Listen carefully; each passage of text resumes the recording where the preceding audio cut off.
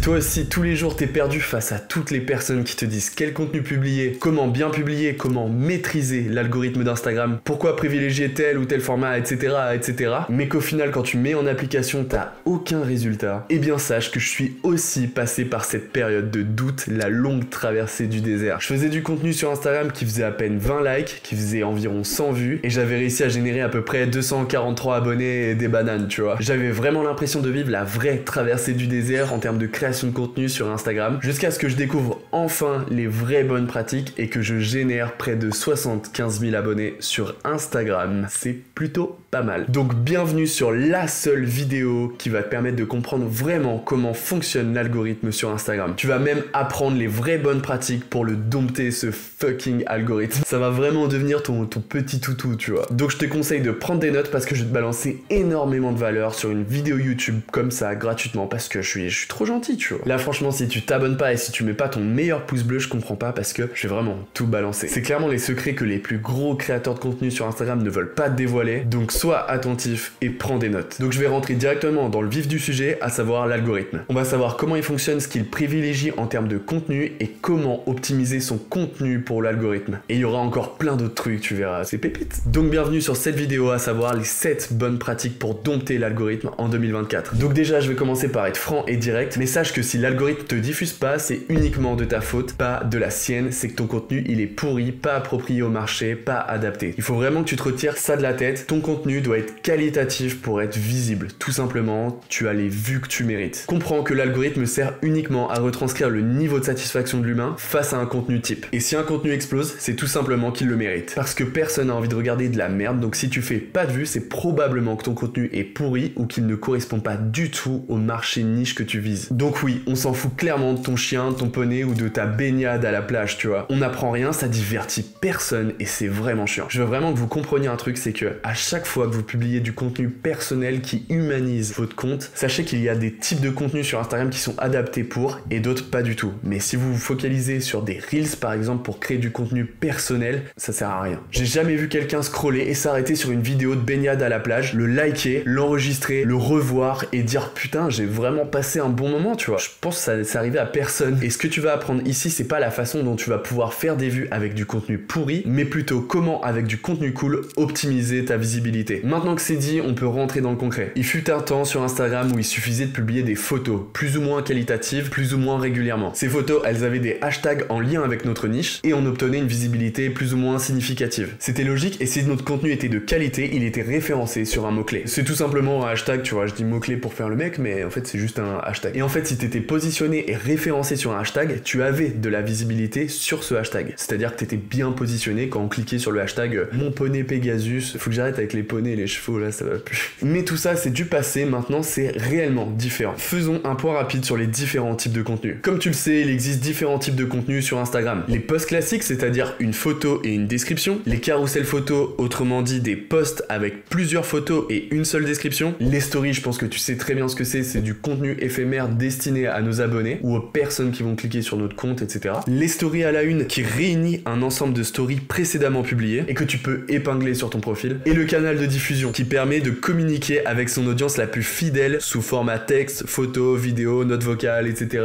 etc. Je pense que tu pourrais même envoyer un hologramme dessus, ça marcherait. Puis les Reels. Les Reels concrètement c'est des vidéos au format vertical, c'est-à-dire dans le sens natif d'un téléphone que tu tiens droit. Les vidéos au format Reels durent maximum 1 minute 30. C'est-à-dire que c'est pas un contenu que tu vas consommer uniquement si t'es abonné à une personne. Tu l'as tout simplement pas cherché comme tu peux le faire sur une vidéo YouTube, tu vois. Tu vas le consommer parce qu'il est référencé dans le feed des Reels. Donc là, la meilleure pratique à faire pour optimiser ses chances d'être visible et dompter l'algorithme en 2024, c'est réellement d'utiliser le format vertical, donc les Reels. Parce que ça rabat les cartes et ça laisse l'opportunité à tout le monde de faire des milliers, voire des millions de vues sans avoir nécessairement d'audience. Quasiment toutes les autres astuces vont dépendre de ce format, donc comprends qu'il est indispensable. Retiens simplement que lorsque tu publies un Reel, ce Reel est présenté à un échantillon de personnes. Et cet échantillon de personnes va interagir favorablement ou non à ton contenu, à ton Reel. Si l'échantillon interagit bien, le nombre de personnes à qui il va être présenté va augmenter, sinon il diminue. Par exemple, je fais un reel sur une intelligence artificielle incroyable, seulement j'ai 0 abonnés. Instagram va analyser mon contenu et le comprendre, plus ou moins bien, mais il va essayer en tout cas. En fonction de son analyse, l'algorithme d'Instagram va présenter mon reel auprès de 10 personnes qui sont susceptibles d'être intéressées par mon contenu. Si les 10 personnes interagissent bien, la vidéo sera présentée auprès de 20 personnes, puis 40, puis 80, puis 100 millions, tu vois, puis 80 milliards. Je suis un peu marseillais sur les bords, tu vois. C'est honteux!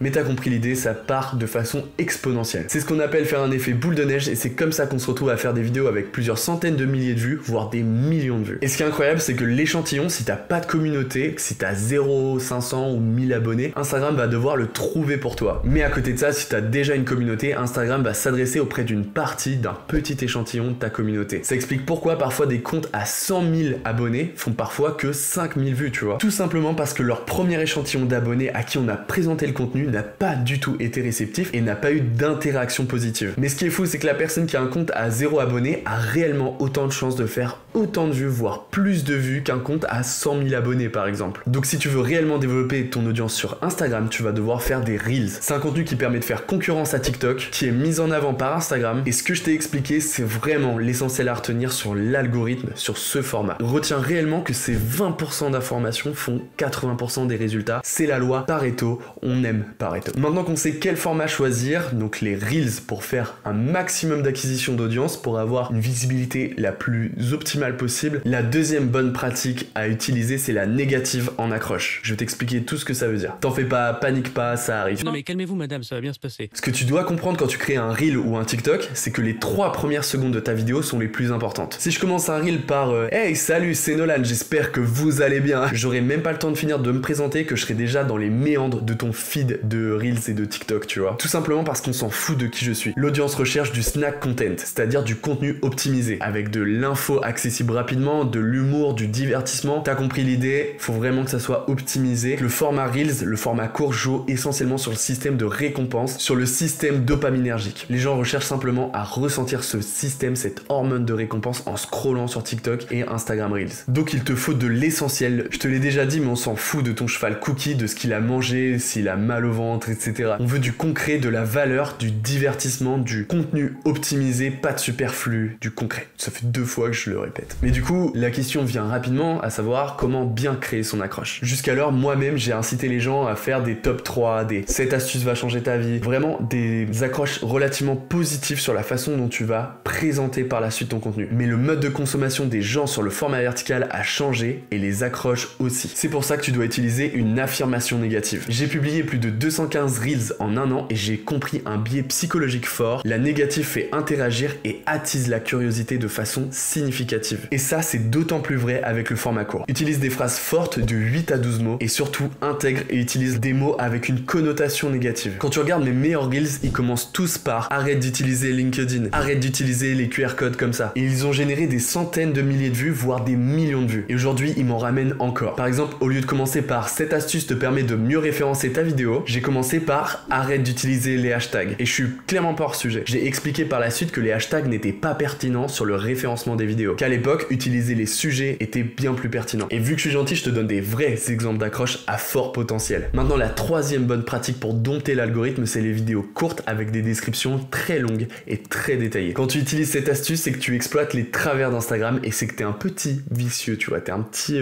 vicelard. Je te la fais courte, mais en gros, l'algorithme d'Instagram accorde de l'importance à la façon dont tu vas interagir avec le contenu, mais aussi à la façon dont tu vas le consommer. Je t'explique. En soi, les données les plus importantes lorsque tu publies une vidéo, c'est la donnée de complétion et la donnée de recomplétion. Donc tu prends une personne, si elle regarde la vidéo entièrement et qu'elle la regarde de nouveau, c'est que la personne apprécie le contenu. Et ça, c'est une donnée très favorable aux yeux de l'algorithme d'Instagram. Il considère donc que c'est un contenu de valeur. Et si d'ailleurs tu veux tout savoir sur la façon dont fonctionne l'algorithme d'Instagram, de TikTok et de YouTube Short, j'ai mon ebook 100% gratuit dispo en description. J'ai mis tellement de valeur, il fait 50 pages, t'as vraiment de quoi faire. Et pour revenir à nos moutons, il y a une pratique hyper efficace qui consiste à mettre une phrase d'accroche forte intégrée directement sur la vidéo. Une phrase qui sous-entend un contenu avec beaucoup de valeur. Une fois que t'as fait ça sur ta vidéo, au bout de 2-3 secondes, tu rediriges les gens à lire la description pour avoir accès aux informations promises à l'accroche. Et l'objectif de la description, c'est de mettre beaucoup de contenu et de préférence de valeur. Tout simplement parce que pendant que tu lis la description, la vidéo tourne en fond et son taux de complétion et de recomplétion sont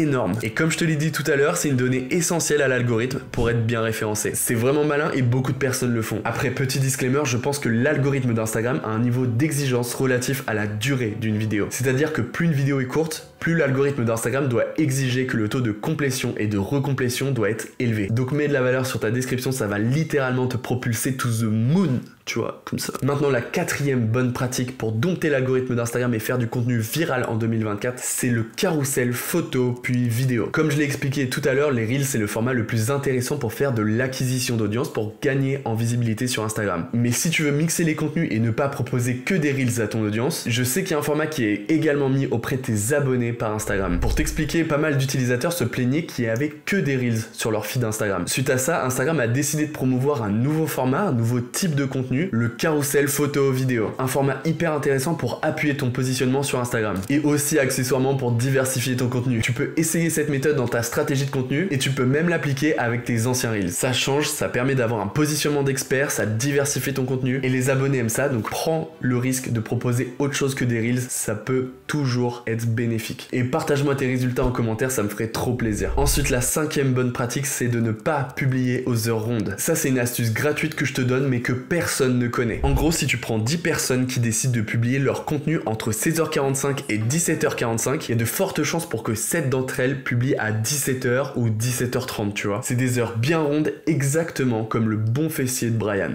Bref, ça veut tout simplement dire que si toi aussi tu décides de publier à des heures rondes, tu vas te retrouver en concurrence avec les 7 personnes qui ont décidé de publier à cette heure-là aussi. Alors publie plutôt à des heures aléatoires, genre 16h13 ou 18h27. Tu seras le seul sur ce créneau précis et tu seras donc beaucoup moins en concurrence. Par contre, je tiens quand même à apporter une nuance, essaye de publier quand même à l'heure ou le créneau d'heure où tes abonnés sont les plus actifs. Et si tu sais pas comment le voir, je vais te l'expliquer tout de suite. Tu vas tout simplement dans tableau de bord, total des followers, tu descends jusqu'à voir période les plus actives et maintenant tu peux sélectionner et trier en fonction des heures ou des jours. Tu peux même sélectionner des journées précises et normalement tu sais quel jour publier et à quelle heure. La sixième bonne pratique qui est plus ou moins une bonne pratique, plus on avance dans cette vidéo plus les astuces sont deep, tu vois. On a vu tout à l'heure l'importance du taux de complétion et de recomplétion aux yeux de l'algorithme. Mais il faut que tu comprennes qu'il y a une donnée qui est aussi importante mais moins importante que ces données là, c'est les commentaires. Dans cette mesure, si tu fais une erreur sur ton contenu, genre les gens qui bouffent du Nutello tous les jours, une partie des personnes va regarder à nouveau le contenu pour s'assurer que t'aies bien fait une erreur. Puis ensuite commenter pour se moquer de toi ouvertement, comme ça t'es une victime, tu vois.